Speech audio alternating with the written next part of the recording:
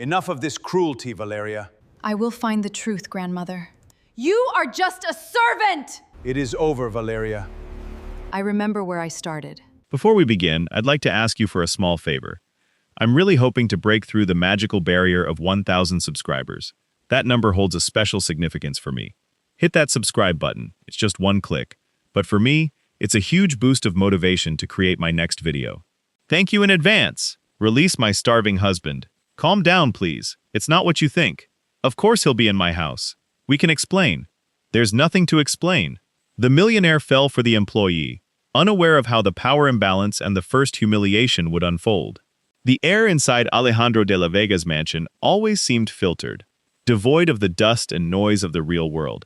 It was an ecosystem designed exclusively for the untouchables, a fortress of white marble, floor-to-ceiling windows, and crystal chandeliers that fractured sunlight into sharp rainbows across the pristine floor. For the people who inhabited that place, the world was a chessboard where they always played with the white pieces.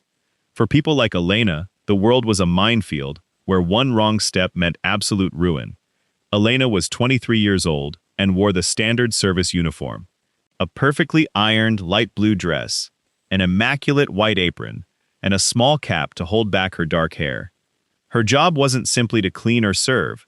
Her real job, the most difficult of all, was to be invisible. In that world of power and opulence, the service staff had no faces, no voices, no opinions. They were ghosts who kept the machinery of others' wealth running. That morning, the sun streamed through the immense windows of the main hall, illuminating the neutral-toned walls and designer furniture that cost more than Elena would earn in her entire life. She ran a microfiber cloth over the glass coffee table, ensuring not to leave the slightest fingerprint. Her movements were mechanical, precise, trained not to disturb the sepulchral silence of the house. Miss Elena, a hoarse, kind voice whispered behind her. Elena turned, and her shoulders instantly relaxed. It was Don Tomas, the head gardener of the estate, a man in his late 60s, his skin weathered by decades under the relentless sun, his calloused hands stained with earth and sap. Tomas was the only person on that vast property who looked her in the eye when he spoke. "Good morning, Don Tomas," she replied, offering him a genuine smile, one she rarely showed within these walls. "I brought you this," the old man said, extending a trembling hand to offer her a small, freshly cut white gardenia. "I pruned them this morning. I know your grandmother likes white flowers very much. How is the lady's health?" Elena took the flower delicately, feeling a familiar lump form in her throat. The gardenia smelled of rain and clean earth, a brutal contrast to the industrial disinfectant and expensive perfume that permeated the mansion. "She's the same, Don Tomas. The medication is expensive, but that's why I'm here, to make sure she lacks for nothing.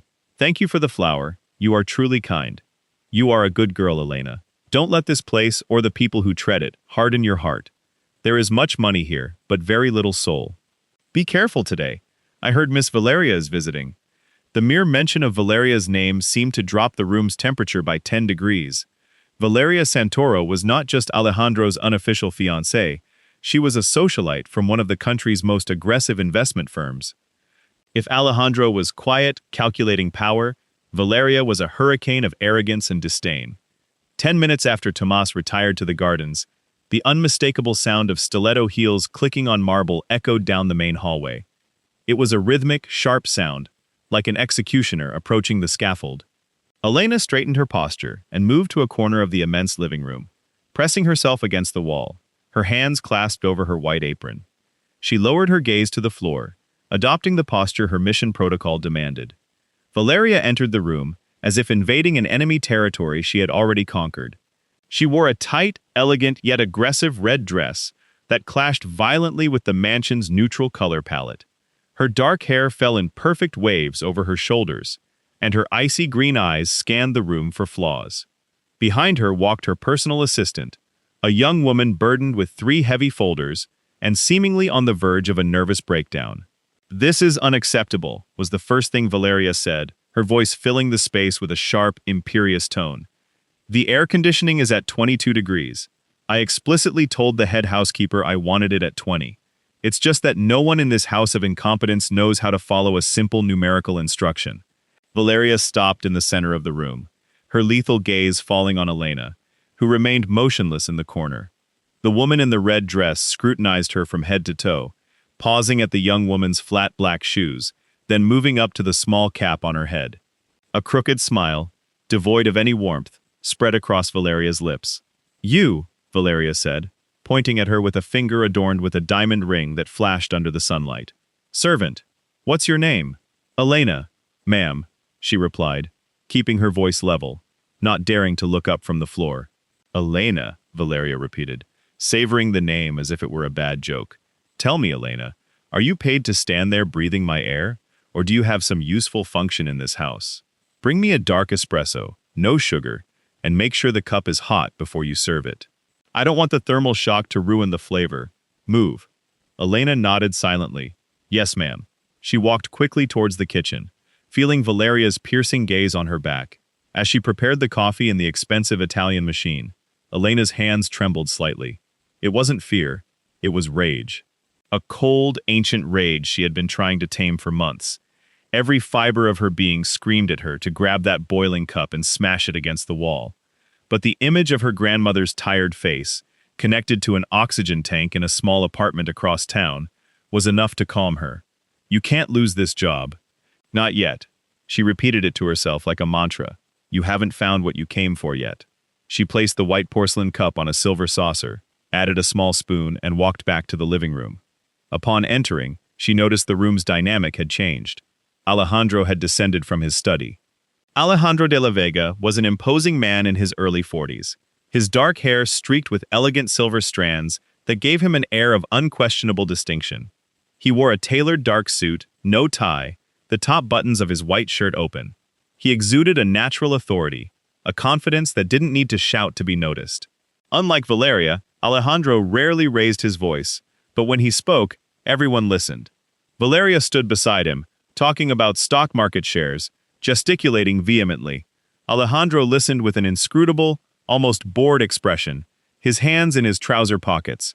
Elena approached with calculated steps, holding the silver tray firmly. "Your coffee, Mrs. Valeria," Elena murmured, stopping at a respectful distance and extending the tray. Valeria interrupted her financial monologue and looked at the cup. Then she looked at Elena. The woman's green eyes gleamed with sudden malice, a spark of boredom that needed to be quenched with the suffering of others. Valeria extended her hand, grabbed the handle of the porcelain cup, and lifted it. She observed it for a second, and then deliberately loosened her fingers. The sound of porcelain shattering against the marble floor echoed like a gunshot in the silent room. The boiling coffee splattered in all directions, staining the pristine marble, splashing Elena's white apron, and lightly burning the skin of her bare ankles. Elena flinched involuntarily, gritting her teeth to emit not a single sound of pain. A heavy, sepulchral silence fell over the room. Valeria's assistant, in the background, stifled a gasp of surprise. Alejandro frowned deeply, taking his hands out of his pockets, his dark eyes moving from the mess on the floor to Elena's impassive face. "Well," Valeria said, in an exaggeratedly sweet voice, breaking the silence. "How clumsy you are, Elena. I clearly told you the cup should be hot, not boiling. You burned my fingers. You've ruined my moment and stained this floor that costs more than your miserable entire life." It was a blatant lie. Everyone in the room knew Valeria had dropped the cup on purpose. It was a calculated act, a demonstration of power executed purely for sport. Alejandro took a step forward. His voice sounded deep and tense. "Valeria, that was unnecessary." "Unnecessary, Alejandro," she replied, turning to him with a defiant smile. "What's unnecessary is having such incompetent staff in this house. These people need discipline, otherwise they forget their place. They get comfortable." Valeria then turned back to Elena. Her face lost any trace of false sweetness and transformed into a mask of absolute authority. "What are you waiting for?" Valeria barked, pointing at the dark puddle on the marble. "Clean it up right now." Elena remained standing. Her breathing became shallow. She could feel Alejandro's gaze on her, observing her every move. She could feel the burning on her ankle, where the coffee had scalded her. Her pride, her dignity, everything demanded that she turn around and walk out that door and never return. "You're deaf, as well as clumsy," Valeria insisted, raising her voice to echo through the mansion's walls. "I said clean it on your knees, servant. That's your natural position in this life. Get your hands dirty and clean up your own mess. And use that apron if you have to." It's ruined anyway. The words hung in the air, heavy, toxic, designed to crush the spirit. Elena closed her eyes for a fraction of a second. In the darkness of her mind, she didn't see the stained floor or Valeria's mocking face. She saw the bank documents she hadn't yet managed to decrypt. She saw her grandmother's face. She saw the real reason she had infiltrated this house. If she reacted now, if she exploded and slapped that arrogant woman, the entire plan of the last 6 months would fall apart in an instant. She couldn't afford momentary dignity. She had to play the long game. Elena opened her eyes. Her face was a stone mask, completely devoid of emotion. She didn't look at Valeria, nor did she look at Alejandro, though she could feel his discomfort radiating from the other side of the room. Slowly, with a grace that contrasted with the humiliation of the moment, Elena bent her knees and descended to the floor. Her bare knees touched the cold marble. She took the microfiber cloth from her apron pocket and began to clean the dark coffee, picking up the broken pieces of porcelain with her own hands, unconcerned that a sharp edge lightly cut her index finger, mixing a drop of her own blood with the coffee. Valeria watched her from above, smiling triumphantly. She had established her dominance. She had crushed the fly that dared to exist in her space. Elena cleaned in absolute silence. Every movement of her hand on the marble was a silent promise, a promise that Valeria Santoro couldn't hear, but which would soon destroy her entire world. She took a deep breath, filling her lungs with the damp, detergent-scented air. Her hands clenched into fists so tight her nails dug into her palms, drawing blood. She wouldn't run, she wouldn't surrender. That game of shadows and hide-and-seek was over. Valeria wanted to wield power to crush the weak. Fine. Elena was about to show that arrogant woman what happened, when the person you stepped on wasn't an ant, but a landmine about to detonate. Tonight the maid would die, and the auditor, the woman poised to bring down the Santoro group, brick by brick, was ready to take her place. The real game had begun, the public spectacle. That night's dinner was no ordinary event. It was a summit of predators. 12 guests, titans of industry, investment bankers, and high-ranking politicians were seated around the immense mahogany table in the main dining room. The crystal chandelier cast a golden glow on the pristine silverware and baccarat crystal glasses. The air smelled of roasted lamb, white truffles, and the unmistakable scent of old money and boundless ambition. Elena stood in the shadows, near the butler's pantry that connected to the kitchen, a bottle of red wine in her hand that cost more than her annual rent. She wore her crisp blue uniform, her white cap, and an expression of absolute serenity. She had spent hours mentally preparing for this moment. Valeria's ultimatum had expired at sunset, but Elena hadn't packed her bags. She had decided that if she was going down, she would take the whole castle with her. At the head of the table, Alejandro presided over the dinner with his usual aura of quiet power. To his right sat Valeria, dazzling in a form-fitting scarlet-red gown that seemed designed to scream dominance. Valeria monopolized the conversation, boasting about her latest acquisition, an aggressive hostile takeover of a manufacturing company in the south of the country. The secret isn't buying the company, gentlemen. It's dismembering it, Valeria declared, swirling her wine glass elegantly, as the guests listened with knowing smiles. You fire half the staff, liquidate the real estate assets, and let the brand slowly die while you absorb the dividends. It's pure corporate cleansing. Employees always cry, but the market has no feelings. The diners chuckled, raising their glasses in a cynical toast. Alejandro, however, did not smile. He turned his glass slowly on the tablecloth, his gaze dark, inscrutable. More wine, Mrs. Santoro. Elena's voice, soft and controlled, cut through the collective laughter. She had moved silently to stand behind Valeria's chair. All eyes at the table turned to the maid. Valeria's face hardened, annoyed by the interruption, her green eyes fixed on Elena with a mixture of surprise and contained fury. She had expected the young woman to be miles away, fleeing in terror after their confrontation in the laundry room. "You're still here," Valeria hissed, her voice low, ensuring only those closest could hear. "I told you to leave, you little fool." "I'm just doing my job, madam," Elena replied, her tone perfectly audible to the entire table, keeping the bottle at an angle, ready to pour. Valeria felt her blood boil. The insolence of this inferior woman was unacceptable. She decided she would destroy her right then and there in front of the city's elite, so there would be no doubt who was in charge. "You know, friends," Valeria said, suddenly raising her voice and addressing the guests. We were discussing complex finance and asset restructuring, things that require superior intellect, and I wonder, what goes through the mind of someone whose greatest ambition in life is not to spill their wine? Tell me, Elena, do you have any idea what the word liquidity means? Or do you think it's the detergent you use to clean my toilets? The entire table fell into a deathly silence. Some guests shifted uncomfortably in their seats. Others smiled maliciously, enjoying the spectacle of gratuitous cruelty. Alejandro looked up abruptly, his muscles tensing beneath his dark suit. He opened his mouth to intervene, but before he could utter a word, Elena spoke. She didn't lower her gaze, she didn't falter. Her voice didn't tremble. Liquidity, Mrs. Santoro, Elena began, her voice ringing with crystalline clarity in the vast dining room.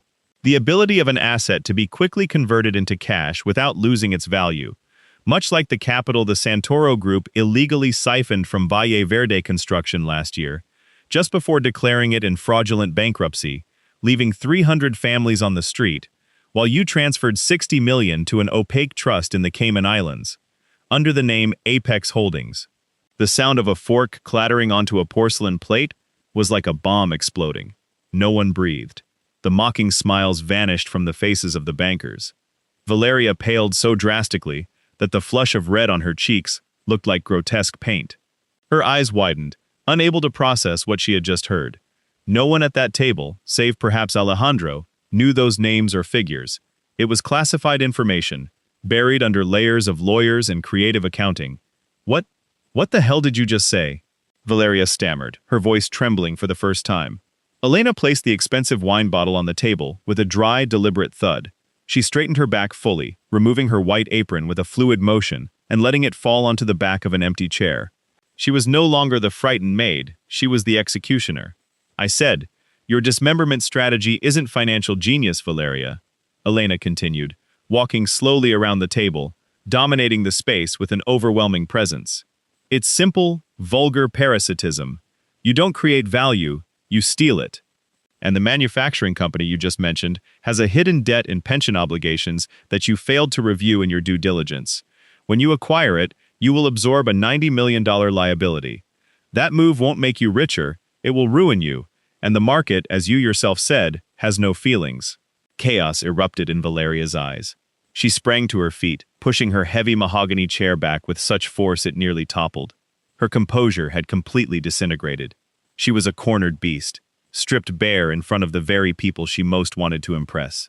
Shut up, you liar! Valeria shrieked, losing all control. Her face was contorted with blind rage. She leaned forward, crossing the physical space to aggressively point her index finger directly at Elena's face. You are a maid. I will destroy you. I will have you jailed for industrial espionage. Call security. Get her out of here. But before anyone could move, the chair at the head of the table scraped violently against the floor. Alejandro de la Vega stood up. His height and presence seemed to darken the room. He walked with firm, deliberate steps, but not towards Valeria. He walked directly towards Elena. He stopped just behind her. To the stunned gaze of the bankers, the politicians, and of Valeria on the verge of a nervous breakdown, Alejandro did something that forever shattered the social order of that mansion. He raised both hands and placed them firmly around Elena's waist, drawing her towards him protectively and with absolute intimacy. He lowered his head and, with astonishing naturalness, placed a soft kiss on her cheek. Elena didn't pull away. For the first time in months, she closed her eyes. She sighed deeply, tilting her head back slightly against Alejandro's chest. A soft, genuine, almost relieved smile curved her lips. In that moment of absolute chaos, she allowed herself to savor the victory. She was held by the most powerful man in the room, and the woman who had humiliated her was imploding. You will not touch her, Valeria, Alejandro said. His voice was low, but it resonated with the weight of a death sentence. Not with security, and not with your lawyers. Valeria looked as if she were about to have a stroke. The vein in her neck pulsed violently. Her mouth hung open, emitting a choked sound of pure disbelief. She continued to point her trembling finger at the couple, her bright red dress flashing like an emergency alarm in the neutral room. Alejandro, what are you doing? Valeria shrieked, her voice high-pitched enough to crack the crystal of dignity.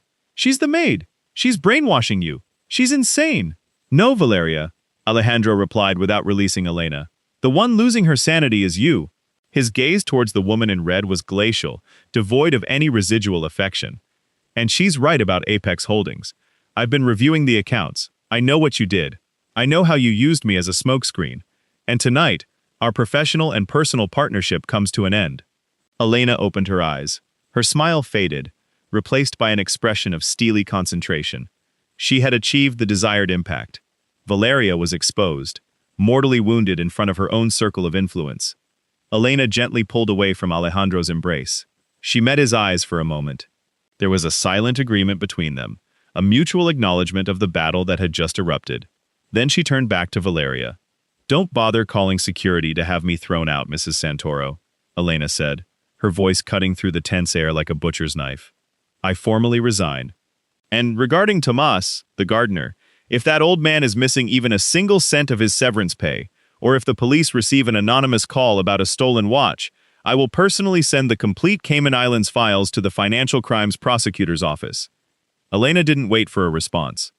She didn't need to see the reactions of the petrified guests. She turned and walked towards the mansion's front door, with firm, resonant steps. She left behind the uniform, left behind the kneeling humiliations, left behind the subservience. The double solid wood doors closed behind her with a definitive thud. As she walked down the long driveway, the night breeze caressed her face. The game of hide-and-seek was over. The real war, raw and without quarter, had just begun, and Elena was ready to burn Valeria's world to the ground. The pressure mounts.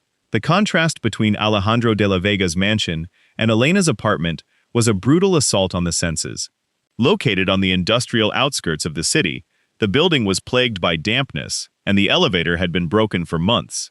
Elena climbed the 4 flights of concrete stairs, the echo of her own heavy footsteps preceding her. As she opened the chipped wooden door, the smell of medicine and thin soup greeted her like a familiar, sad embrace. The apartment was tiny. The living room doubled as a dining room and Elena's bedroom, while the only actual bedroom was occupied by her grandmother, Doña Carmen. Elena, is that you, my girl? The frail, raspy voice came from the bedroom, followed by a fit of dry, prolonged coughing. Elena rushed to the room, leaving her bag on a wobbly chair. Doña Carmen lay propped against a pile of pillows, connected to a small oxygen concentrator that hummed loudly in the corner. Her skin was like parchment, but her dark eyes, identical to Elena's, still held a spark of lucidity. I'm here, Grandma, Elena whispered, settling on the edge of the bed and taking the old woman's bony hand. She kissed it tenderly. How are you feeling today? Better, my child. Better. But you're back early. I thought you had a double shift at that rich family's place. Elena swallowed the lump forming in her throat. She couldn't tell her the truth. She couldn't tell her she'd just declared war on one of the most dangerous women in the country, let alone explain that she'd lost their only stable source of income for the oxygen tanks. I got the rest of the day off, Grandma. I finished my chores quickly, Elena lied, forcing a calm smile. Rest a bit. I'll make you some tea. The next morning, reality hit with the force of a freight train. Elena sat in front of her laptop, ready to activate her network and look for work as an independent financial consultant, using pseudonyms if necessary. However, upon opening her email and professional profiles, she found a digital desert. The 3 interviews she'd scheduled as a safety net months ago had been abruptly canceled. Her personal bank accounts, containing her meager savings, were frozen by a sudden, preemptive audit from the central bank. Valeria wasn't wasting any time. The public humiliation at the dinner party had unleashed the monster. The antagonist was using her tentacles in the corporate and financial world to suffocate Elena, cutting off any avenue of escape or survival. It was a full-blown siege. Around 3 p.m., the apartment doorbell rang. Elena peered through the peephole. It wasn't the mailman. It was a tall man, dressed in an impeccably tailored gray suit, designer shoes, and dark sunglasses. A clear intruder in this decaying neighborhood.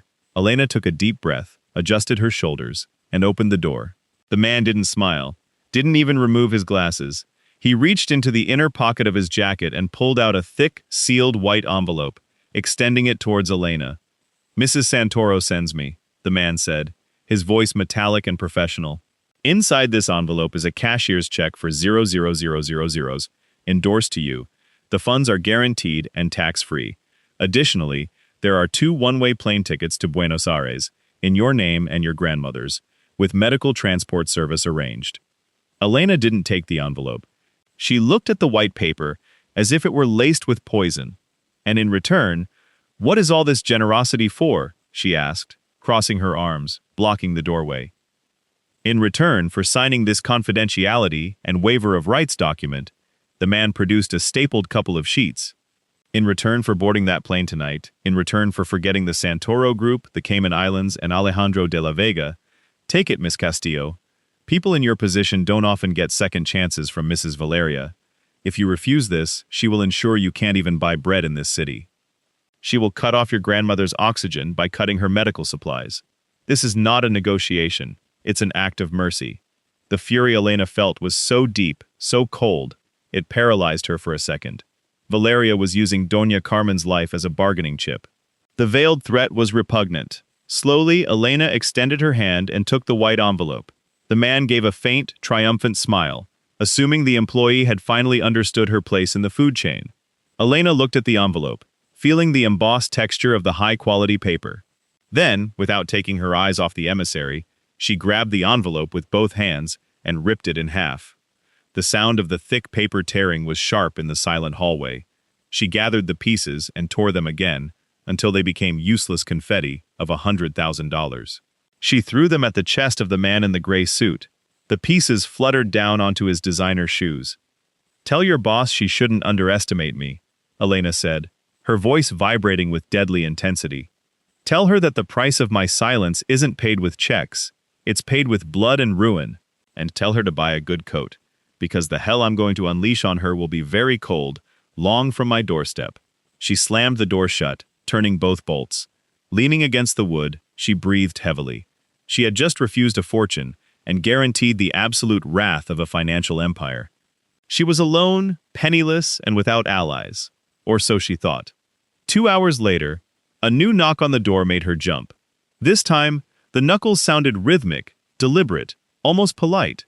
Elena peered through the peephole cautiously, expecting the police or hired thugs. Instead, she saw a stooped man in his 50s, with disheveled hair, wearing a worn-out coat that had seen better days. He held an old, battered leather briefcase that looked about to burst. Elena opened the door just a few inches, keeping the safety chain on.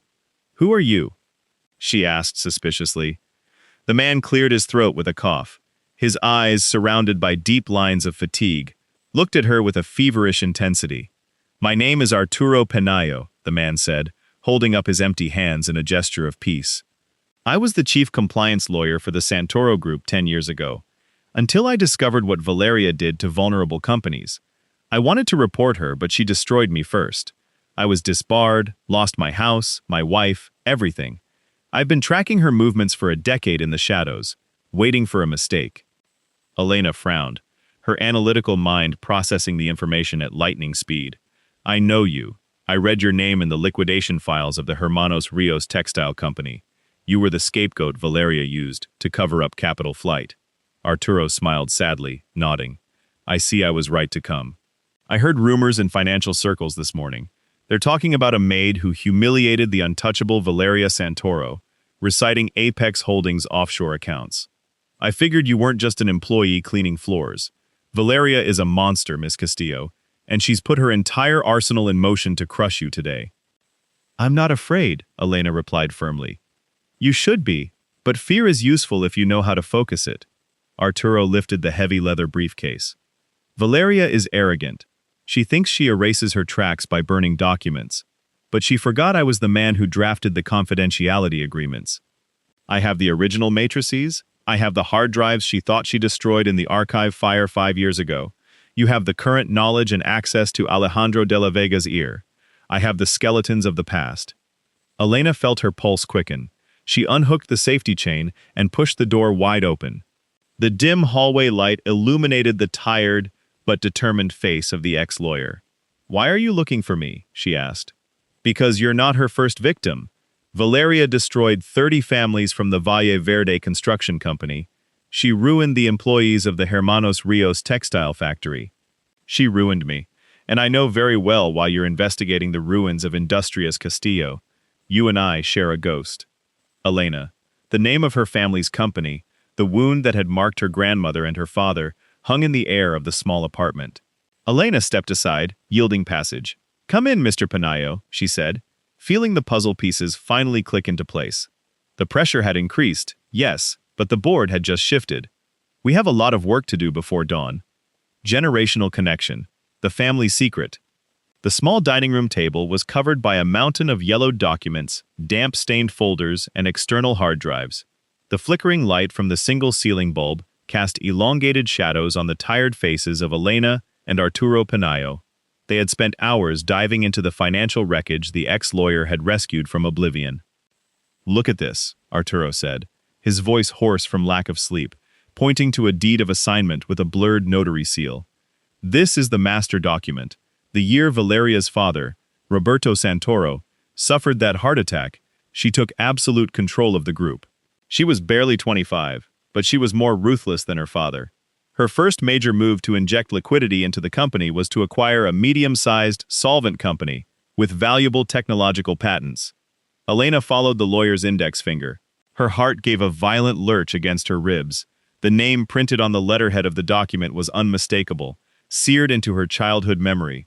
Industrias Castillo. "My grandfather founded that company," Elena whispered, touching the paper as if it were a sacred relic.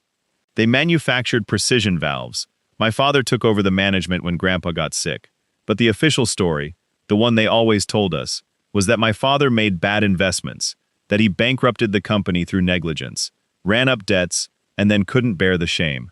Elena swallowed, remembering the darkest day of her life, the closed casket funeral of her father, a man who, according to rumors, had taken his own life by throwing himself into the sea after losing 3 generations of wealth.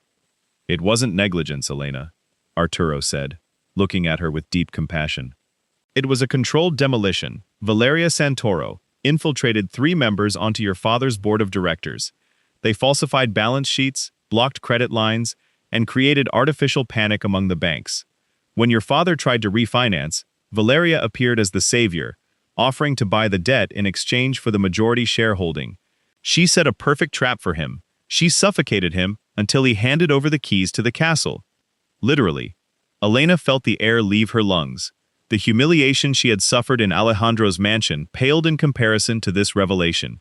This wasn't about abstract business. Valeria Santoro was the direct architect of the tragedy that had destroyed her family, indirectly murdered her father, and condemned her grandmother to an old age of misery and illness. "Is there anything else?" Doña Carmen's frail voice echoed from the dark hallway. Elena and Arturo spun around immediately. The old woman stood there, leaning heavily on the doorframe, dragging her portable oxygen tank. Her dark eyes glistened with unshed tears, but her posture was strangely firm, as if an ancient force had awakened within her upon hearing the conversation. "Grandma, you shouldn't be up." Elena rushed to her, but the old woman raised a trembling hand to stop her. "Let me, my child. It's time. I've carried this cross for too long." Doña Carmen shuffled slowly towards the table. "That woman, Valeria, I knew who she was from the start, when you told me you would be working at her fiancé's mansion." "You knew?" Elena looked at her, stunned, a pang of betrayal. "You knew I was cleaning floors for the woman who destroyed us? Why didn't you tell me?" "Because you had a mission, Elena. I saw you studying late into the night. I saw you become an auditor. I saw you swear you would find the truth about your father. If I had told you the monster was so close, your rage would have blinded you, and you would have exposed yourself too soon." Doña Carmen sank into a chair, exhausted, reaching into the pocket of her worn bathrobe and pulling out a small brass key. "In the back of my closet, under the loose floorboards, there's a wooden box." Trocala. Elena obeyed in silence. She ran to the room, lifted the creaking wood, and extracted a heavy, dust-covered box. Returning, she placed it on the table before her grandmother. Doña Carmen inserted the key with trembling hands and lifted the lid. Inside, there were no jewels or money. There was a bundle of letters tied with red thread and a small cassette recorder from the 90s. "Your father didn't commit suicide out of cowardice, Elena," Doña Carmen said, and the first tear rolled down her wrinkled cheek. "He discovered Valeria's fraud. He found the fake accounts. He was about to go to the prosecutor's office. This box was given to me the night before he disappeared. He told me that if anything happened to him, I had to hide it until you were old enough to understand it. Arturo Panayo took the letters with extreme care. As he opened the first one, his eyes widened in disbelief. "My God," murmured the lawyer. "These are the original internal communications, printed emails between Valeria and the bot executives. Your father managed to intercept them. This proves the conspiracy to defraud. It's the silver bullet." But Elena's mind was processing something far darker and more disturbing. A coincidence that defied all logic. She stared into the void, connecting the invisible threads. "When I started working at the mansion," Elena began, her voice sounding hollow, distant, "I used a luxury employment agency. I falsified my references to appear as a simple, uneducated girl. I wanted to infiltrate Alejandro's circle to investigate Valeria from the periphery, but there were 10 mansions looking for staff that month, 50 candidates. How is it that I ended up at the house of Valeria's fiancé?" Arturo slowly placed the letters back on the table. He understood where Elena's mind was going, and horror dawned on his face. "Valeria is the majority partner of the employment agency you used," Arturo revealed, his voice trembling for the first time. "She has access to all background databases. The silence in the small apartment was absolute, heavy, suffocating. Fate hadn't placed Elena in that mansion. It hadn't been a lucky coincidence for her investigation. Valeria Santoro had known exactly who Elena Castillo was from the first day she set foot in the agency. "She chose me," whispered Elena, feeling her stomach churn. The nausea was physical, overwhelming. "She knew I was the daughter of the man she destroyed. She knew I was the heir to Industrias Castillo. And she hired me. She put me in that maid's uniform, made me kneel to clean her spilled coffee, insulted me in public because she wanted to enjoy it. It wasn't simple malice from a rich woman towards an employee. It was a generational triumph. She wanted to see the last survivor of the family she ruined cleaning her toilets. Valeria's perversion knew no bounds. She played at being a cruel god, humiliating her victims for pure sport, savoring the power of having an empire's heiress kneeling at her feet, ignorant of the trap. Suddenly, the screen of Elena's laptop, which had been on, tracking the mirror servers of the Santoro group, flickered red. A shrill alarm cut through the apartment's silence. A text message appeared simultaneously on Arturo's phone. "They found us," Arturo said, paling. He jumped up, abruptly closing the briefcase. "The firewalls I set up have been breached. Valeria's cybersecurity team knows we access the Apex Holdings matrix from this IP address. They're coming this way." Elena looked at her grandmother, whose chest rose and fell with difficulty from the emotional strain. They couldn't stay there. If Valeria's thugs reached the apartment, they wouldn't hesitate to make it look like a tragic domestic accident to silence them all and destroy the wooden box. "We have to leave now," Elena ordered, her pain instantly transforming into icy, lethal determination. "Grandmother, take only your medication." "Arturo, put the letters and the recorder in your briefcase. We won't let that sociopath win again." The maid had died in that mansion. The woman who would walk out that door tonight was the rightful owner of the empire, and she was about to reclaim her throne, even if she had to walk over Valeria Santoro's ashes to do it. The trap and the confrontation. The clock struck 2 a.m. when Arturo's old car stopped 3 blocks from a roadside motel on the outskirts of town. They had managed to evacuate Doña Carmen in time, hiding her under a false name in a room paid for in cash. The elderly woman slept deeply, exhausted by the escape and the revelation, connected to her portable oxygen machine. Elena sat on the edge of the adjacent bed, her gaze fixed on the screen of her disposable mobile phone. Adrenaline coursed through her veins like battery acid, preventing her from even blinking. Arturo was in the bathroom, washing his face, and trying to calm an anxiety attack that threatened to paralyze him. Suddenly, the disposable phone vibrated in Elena's hands. A text message illuminated the dark screen. Message from Arturo Panayo. "Elena, I stepped out for a secure call. The motel perimeter is compromised. They've located our vehicle. Exit through the back bathroom window. I'll see you at the old port warehouse at Pier 4. Quick, we don't have time." Elena frowned. Something in the message didn't fit. She stood up quickly and walked towards the bathroom door. It was ajar. She pushed the wood gently. The bathroom was empty. The small window above the bathtub was wide open, letting in a frigid night breeze. There was no sign of Arturo. Panic tried to seize her, but Elena forced her analytical mind to take control. If Arturo had gone out the window to throw someone off, why would he leave his coat on the sink? He would never go out without his coat on, a night this cold. The message was fake. Valeria or her thugs had intercepted the communication, captured Arturo, and cloned his phone. It was a trap, a crude but effective ambush. They knew that if she believed her ally was in danger, she would come with the original evidence. Elena glanced at the bed where her grandmother slept. If she stayed there, they would eventually track down the room and murder them both. She had to remove the threat. She had to carry the poison away from the heart of her family. She opened Arturo's briefcase, took out her father's original letters, and tucked them inside her jacket. She grabbed a heavy iron padlock she found in the vehicle's toolbox, pocketed it as her only weapon, and slipped out of the motel, enveloped in the shadows of the night. Pier 4 was a graveyard of rusted containers and abandoned warehouses, a forgotten corner of the city where the smell of rotten fish and stagnant water permeated everything. Fog crept along the ground, obscuring any movement.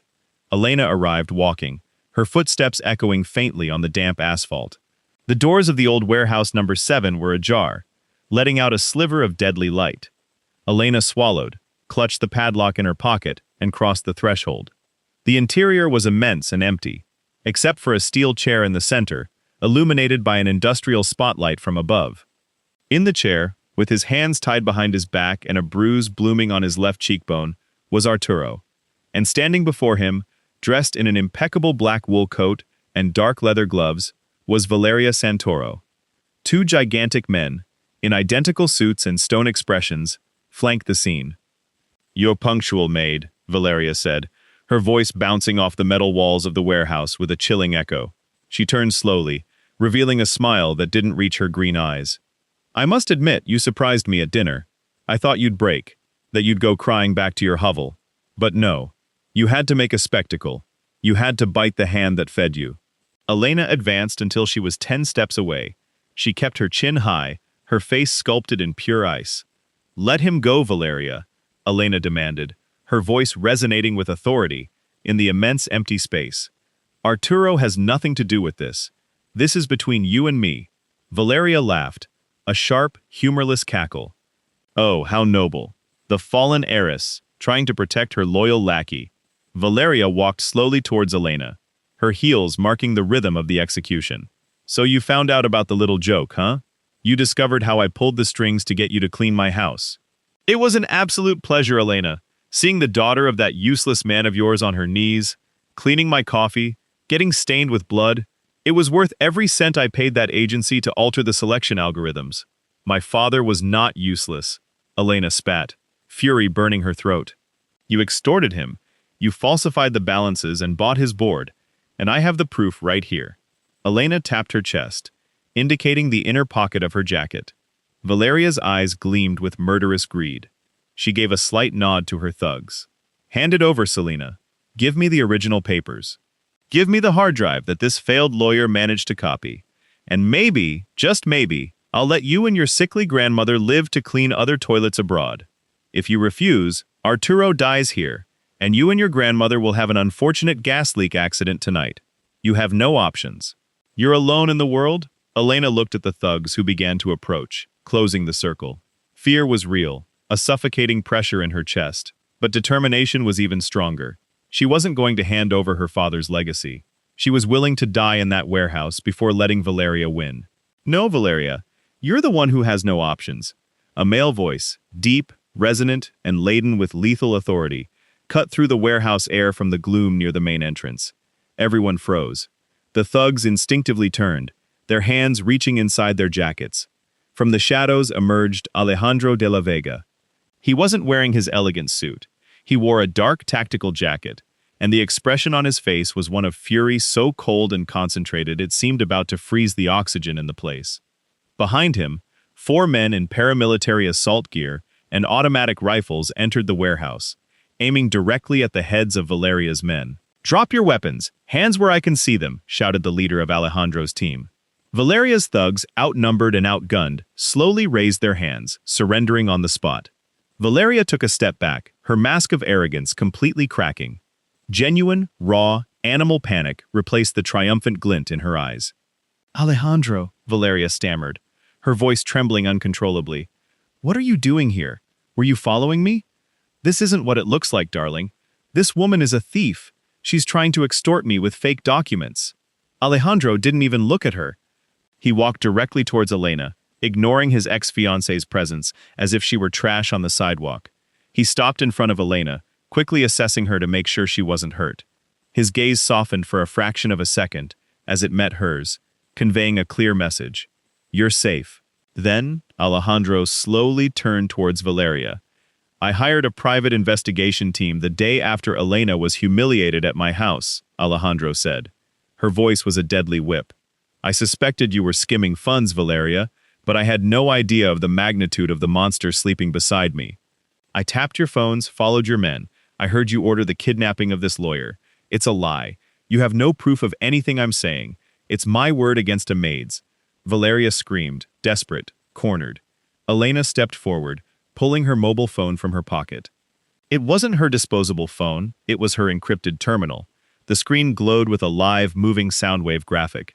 It's not your word against mine, Valeria, Elena said, raising the device so the antagonist could see it clearly. It's your word against your own. The realization hit Valeria with the force of a freight train. Ever since I set foot in this warehouse, Elena continued, her voice steady, unwavering, delivering the final blow. I've been live streaming our entire encounter. Every word, every death threat, every confession about my father and the fraud is simultaneously aggregating in the secure cloud of the Financial Crimes Prosecutor's Office. And on the servers of Lord de la Vega's law firm, Elena pressed a button on the screen, and Valeria's own voice filled the warehouse, replayed from memory. It was worth every cent I paid that agency to alter the algorithms. You falsified the balance sheets.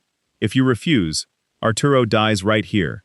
Valeria's legs seemed to lose all strength. She crumpled to her knees on the warehouse's grimy concrete, her black coat smudging with dampness.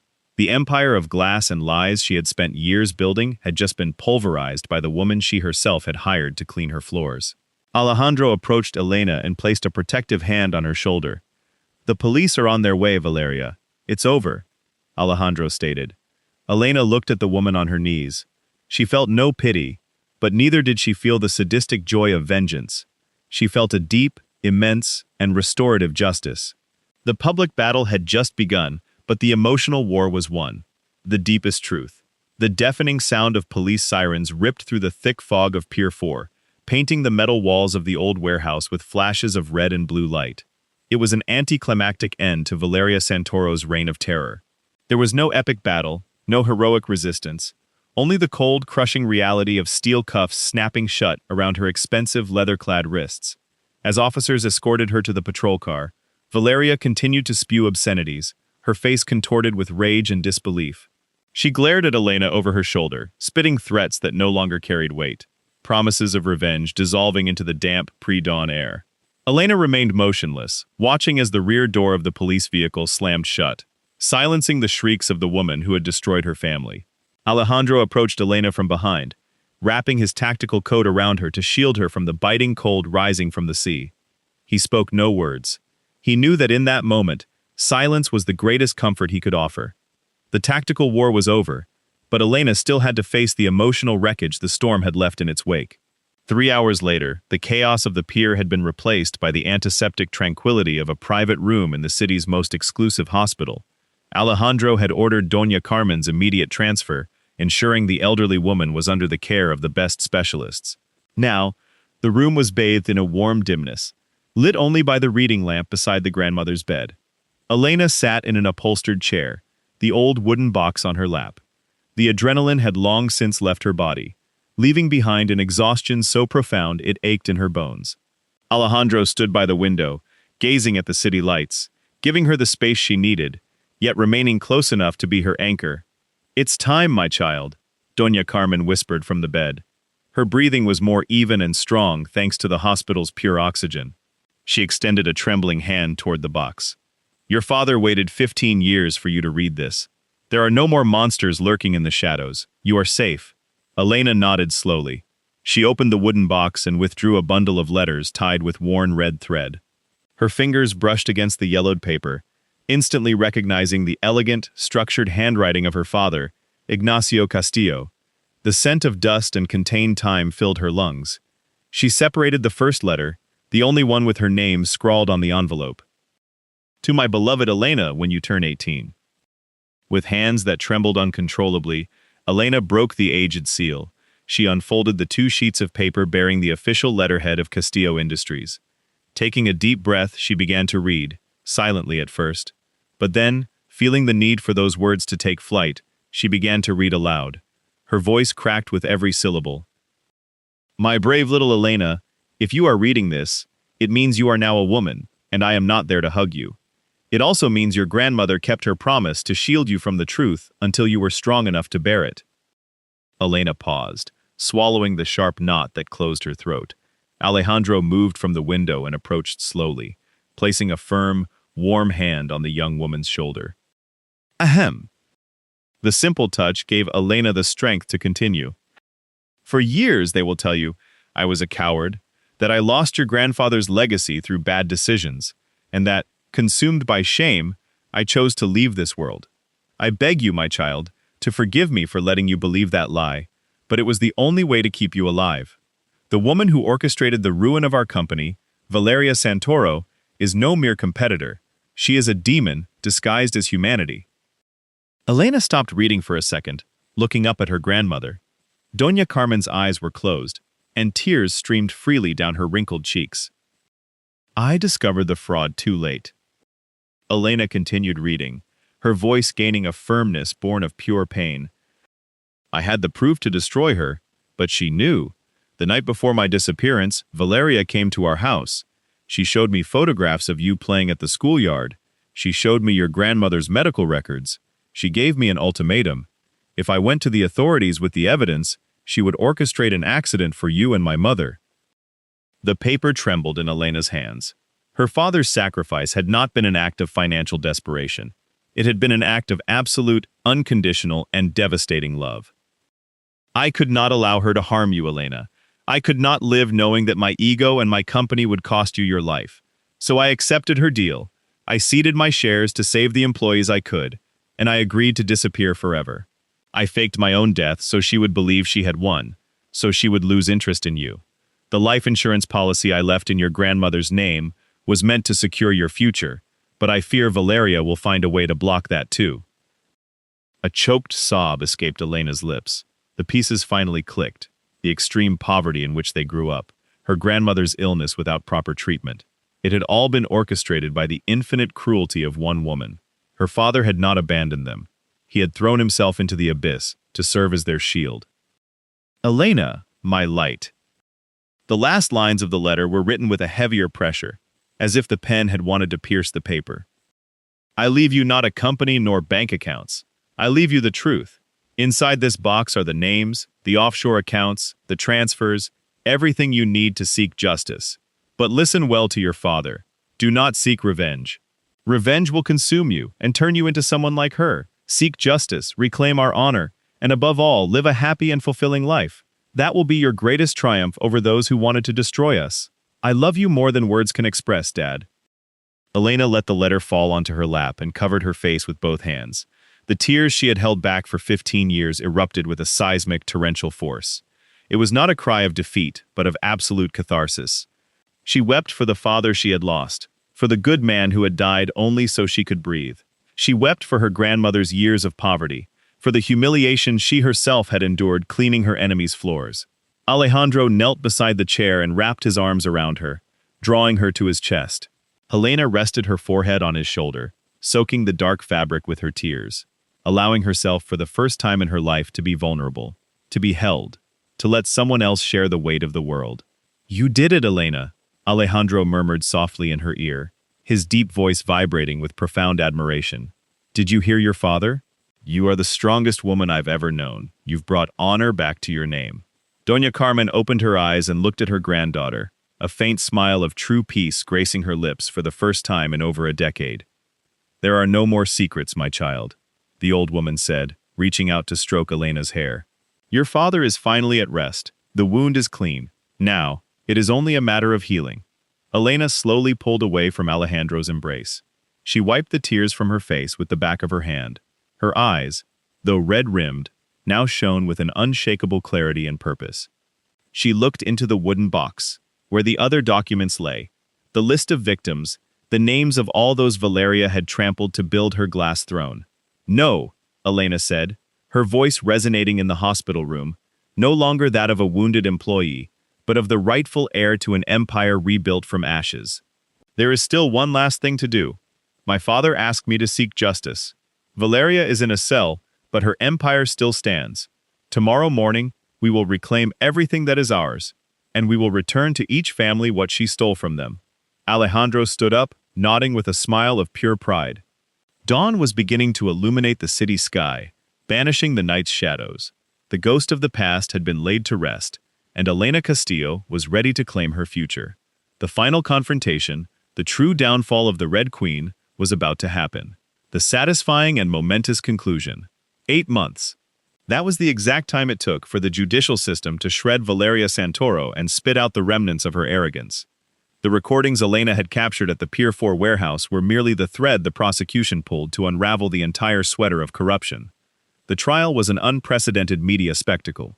Valeria, stripped of her designer suits and forced to wear the orange jumpsuit of pre-trial detention, had to sit on the stand and listen as dozens of witnesses took the oath. Arturo Panayo, his legal license restored, led the civil prosecution, laying out Ignacio Castillo's original documents before the jury, detailing every extortion, every fraud, and every ruined life. The sentence was relentless: 25 years in federal prison with no parole, for massive fraud, aggravated extortion, money laundering, and conspiracy to commit murder. All her personal assets and offshore accounts were seized by the state to establish a victim reparation fund. Elena hadn't sought the company's destruction, but its purification. Following the liquidation of Valeria's assets, Elena, financially and morally supported by Alejandro, regained control of Industrias Castillo. Her first act as CEO wasn't to celebrate, but to dispense justice. On a crisp Tuesday morning, Elena summoned Don Tomas to the company's new offices. The old gardener arrived nervously, clutching his worn straw hat in his gnarled hands. Elena met him at the door and guided him to a leather armchair. "Don Tomas," Elena said, handing him a folder tied with a green ribbon. "You gave me a white flower when the whole world treated me like dirt. That act of humanity saved me from losing all hope. Inside are the deeds to a small house with immense grounds on the outskirts, and documents guaranteeing you a dignified lifetime pension. You won't have to worry about anyone's golden clock anymore. You'll be able to cultivate your own gardenias." The old man broke down in tears, kissing Elena's hands with a gratitude that words could never adequately express. Arturo Panayo was appointed legal director of the new corporation, restoring his status and dignity. Doña Carmen, surrounded by the best care, now lived in a beautiful, sunlit house, breathing pure air without the need for oxygen tubes. But the final page of this story would be written where it all began, in the opulent white marble mansion. Because Valeria's mansion had been seized to cover restitution payments, she was temporarily free on a $1 million bail posted by a few loyal allies who would soon abandon her. The judge had granted her 24 hours to collect her personal belongings from the mansion before the property was handed over to the liquidators. What Valeria didn't know was who had acquired the debt, and consequently, the property itself. The bright midday sun flooded the immense living room, streaming through the enormous floor-to-ceiling windows. The light was clear, vibrant, perfectly balanced, highlighting the gleaming marble, the designer armchairs, the glass coffee table, and the massive abstract painting on the beige wall. Everything was immaculate, sharp, and painfully familiar. The front door burst open with violent force, slamming against its wall stops. Valeria entered the living room like an unleashed fury. She wore a sleek, form-fitting red dress, the same style she used as armor, but now her hair was slightly disheveled, and her face gaunt from months of legal stress. She had come to reclaim what little pride she had left, but as she stopped in the center of the room, her breath hitched. There it was, the scene laid bare before her eyes like a hyper-realistic painting designed specifically to shatter her mind. On the left side of the room's foreground, standing relaxed, was Elena, but she wore no haute couture, no power suit. She was in her old cleaning uniform, a pale blue dress, perfectly clean and pressed, a spotless white apron tied at her waist, and a small white cap gathering her hair. She had chosen to wear it that day as a lethal, silent message, the final jab to the antagonist's arrogance. Elena was leaning back slightly, her eyes softly closed, a gentle, contented smile on her lips, as if savoring the warmth of the sun bathing the room, or perhaps relishing the peace she had finally conquered. Standing intimately close behind her was Alejandro. He wore a perfectly tailored black suit over a crisp white shirt, no tie. His dark hair, streaked with distinguished silver threads, was impeccably styled. Alejandro held her from behind, his strong arms encircling Elena's waist, possessive, secure, and deeply affectionate. As he held the woman he loved, Alejandro tilted his head and placed a tender, protective kiss on Elena's cheek. The image was cinematic, brilliant, devoid of any blur. It was the triumph of love and justice, framed in the very room where she had been forced to her knees months ago. Valeria lost the last vestiges of her sanity. She positioned herself on the right side of the scene, facing them, her face contorted into a mask of absolute fury, venomous envy, and desperation. Her brows furrowed deeply, and her mouth opened impossibly wide as she began to hurl insults that ricocheted off the marble walls. She leaned forward aggressively, raising her arm to point a trembling index finger directly at Elena's serene face, creating an emotional tension that cut through the room's air. "You!" Valeria shrieked, her voice high-pitched and broken with hysteria. "You are nobody. You're a servant. This is my place. All of this belongs to me. I will destroy you, cockroach. I will crush you." Elena slowly opened her eyes. The soft smile never left her face. She didn't pull away from Alejandro's embrace. Instead, she rested her hands on the arms encircling her waist. She looked at Valeria, not with hatred, not with fear, and certainly not with her mission. She looked at her with an absolute, devastating calm, the calm of someone looking at a harmless insect trapped in a glass jar. "None of this belongs to you, Valeria," Elena replied. Her voice was soft, almost a whisper, but it resonated with the weight of 1,000 judges' gavels. "This house, these furnishings, even the marble floor you forced me to clean with my blood, all of it was liquidated today at 8 a.m., and it was purchased by Industrias Castillo. You are trespassing on my property." Valeria froze, her index finger still pointed in the air, but her arm began to fall slowly, as if its tendons had been severed. "The game is over," Alejandro said, his deep voice resonating without an iota of sympathy as he continued to hold Elena. "And you're off the board?" The back door opened, and 2 private security guards entered the room, walking directly towards Valeria. "Ma'am, you need to come with us now," one of the guards said, taking her arm clad in red silk. For the first time in her life, Valeria didn't fight, didn't struggle. She simply let out a choked, empty, pathetic sob as she was dragged toward the door, forcibly removed from the fortress she once ruled. Stripped of all her power, her wealth, and her dignity. Ruined by the very woman she had tried to humiliate. Silence returned to the vast living room. A peaceful, pure silence. Elena brought her hands to the knot of the white apron at her waist. She pulled the ties slowly, letting the white fabric fall to the marble floor. Then, she removed the small cap from her head. She turned in Alejandro's arms, meeting his dark eyes, that returned a gaze filled with admiration and genuine love. "Ready to go home, President Castillo?" Alejandro asked with a knowing smile. Elena returned his smile, closing her eyes as he held her again, feeling the warmth of the sun on her skin, and the absolute certainty that the past had finally been redeemed. "Yes," she whispered. "I'm ready." True power never needs to humiliate to prove its existence. It simply waits in silence, working in the shadows until the precise moment arrives, to step into the light and claim the world. The Unyielding Legacy. Final epilogue.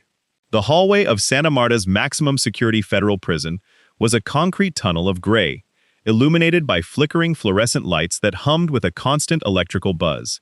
It smelled of industrial disinfectant, rusted metal, and stale despair, a bitter aroma that clung to clothes and skin. 5 years had passed since that luminous morning in the marble mansion. 5 years since Valeria Santoro's crystal empire had shattered under the weight of truth. Elena Castillo walked down that hallway with firm steps, the echo of her heels breaking the sepulchral silence of the visiting pavilion. She wore an impeccably tailored navy blue pantsuit, somber yet radiating a natural authority. There was no arrogance in her posture, only the unwavering serenity of someone who had traversed hell and returned with her soul intact. Beside her, a security guard nodded respectfully and opened the heavy steel door of booth number 4. Elena entered and sat on the metal chair bolted to the floor. In front of her, separated by thick bulletproof glass, was another empty chair. She waited in silence for 2 minutes, her hands clasped in her lap, recalling the first time she had crossed her arms in front of this woman, pretending to be a frightened servant. The door on the other side of the glass creaked open with a metallic screech. 2 guards escorted inmate number 8492 to the chair. It was Valeria Santoro, or at least what remained of her. The visual impact was brutal. The woman who had once terrorized the financial elite in designer red dresses and stiletto heels had completely disappeared. She wore a faded orange prison uniform that hung loosely on her shoulders. Her hair, once dyed a lustrous black and styled in perfect waves, was now cut at jaw length, revealing thick streaks of unkempt gray. Her skin had lost the glow of spa treatments, showing deep wrinkles etched by resentment and sleepless nights in a 2-by-2-meter cell. Valeria sat down heavily and looked up. Her green eyes, once sharp and predatory, were now sunken, dull, and surrounded by dark circles. Seeing Elena on the other side of the glass, a spasm of surprise, followed quickly by weary hatred, crossed her emaciated face. Slowly, Valeria raised the black plastic earpiece attached to the wall. Elena did the same, bringing the receiver to her ear. "What did you come for?" Valeria's voice sounded rough, raspy, as if she hadn't spoken in days. There were no screams, no hysteria, only the sound of absolute, corrosive defeat. "Did you come to gloat? To show me your expensive clothes? To remind me that you stole my life?" Elena watched her in silence for long seconds. She felt no sadistic triumph that Valeria would have felt in her place. She felt a deep, immense, chilling pity. The woman before her had had the whole world at her feet and had chosen to use it to crush others. "I stole nothing from you, Valeria," Elena replied. Her voice through the phone line was calm, devoid of any venom. "Everything you lost by your own hand. The empire you built was cemented on graves. Sooner or later, the ground was bound to give way. I didn't come to mock you. I came to give you the final balance."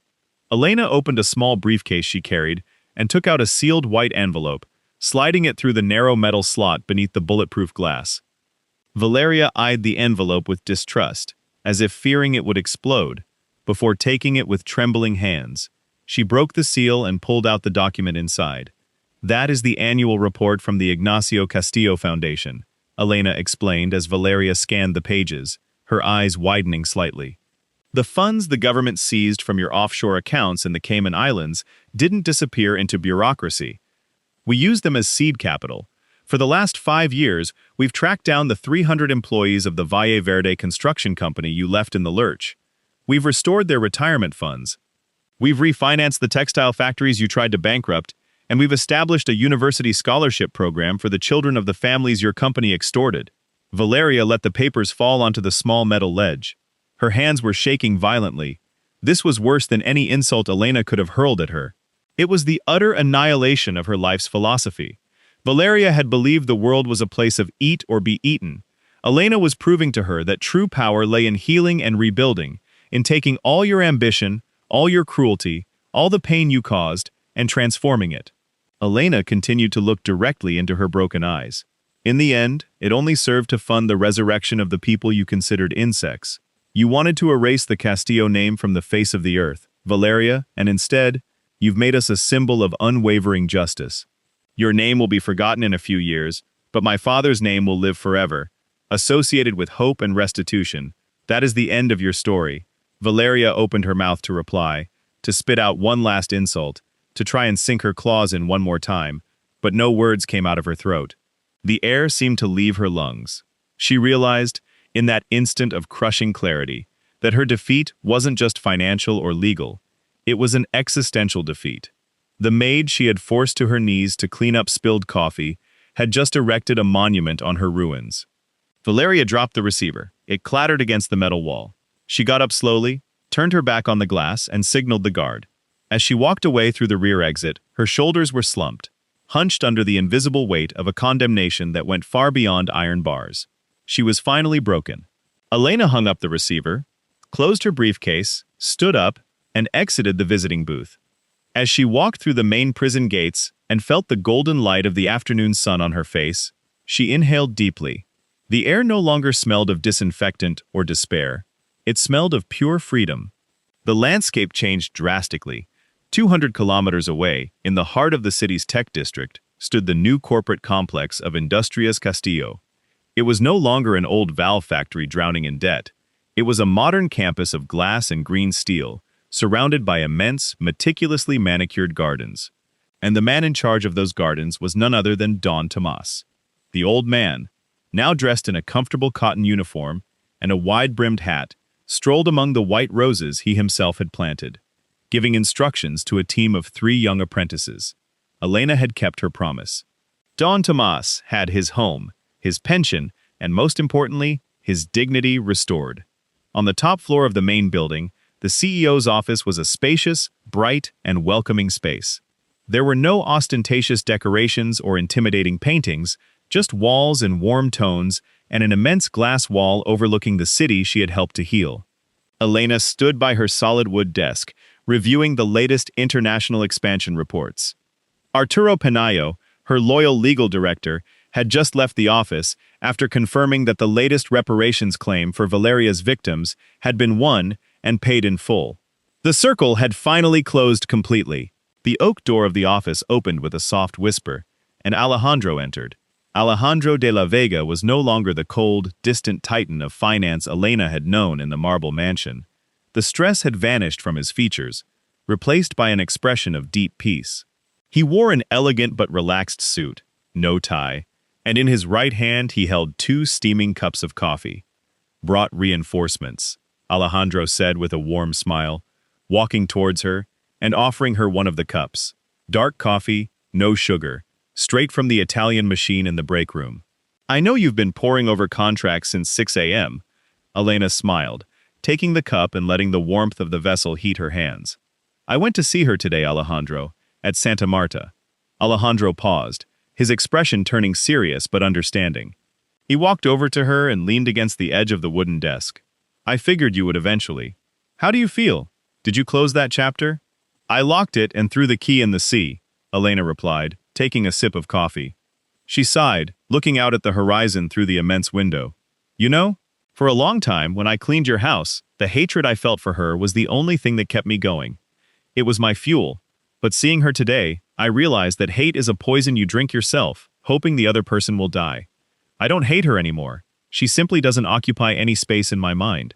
Alejandro placed his cup on the table and wrapped his arms around Elena's waist, drawing her close with the same tenderness and security with which he had protected her that day in the salon of her old mansion.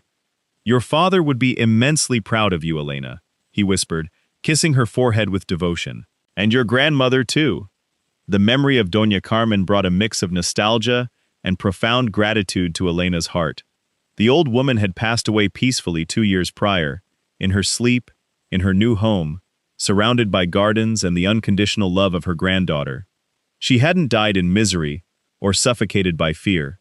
She had left this world knowing that divine and earthly justice had been served and that her son's legacy was safe. The Castillo curse had been broken with Doña Carmen's last peaceful breath. "I know," Elena murmured, resting her head on Alejandro's chest, listening to the steady, firm beat of his heart. "We make a good team, don't we? The best team this corporate world has ever seen," Alejandro replied with a proud smile, pulling back slightly to look her in the eyes. "Now, Madam President, what do you say we leave the financial statements for today and go to dinner? There's a small Italian restaurant that just opened, and I promise not to drop any porcelain cups on the floor." Elena laughed, a genuine, crystalline laugh that filled the office with light. "That sounds like an unbeatable proposal. Give me a second to put these papers away." Alejandro nodded and walked towards the door to wait for her. Before picking up her purse, Elena stopped in front of the left corner of her immense office. There, embedded in the wall, and illuminated by a soft, respectful overhead light, was a thick, secure glass display case. It contained no trophies, no business awards, no giant checks. Inside the case, carefully washed, ironed, and hung on a custom mannequin, was the maid's uniform, the light blue dress, the small, immaculately white apron, and the cap. Elena raised her hand and brushed the cold glass with her fingertips at the height of the white apron, which had once been stained with her own blood, as she picked up the pieces of a broken cup. The blue fabric represented her darkest hours, her bitterest humiliations, the moments when she had to kneel before absolute cruelty and bite her tongue until she tasted metal in her mouth.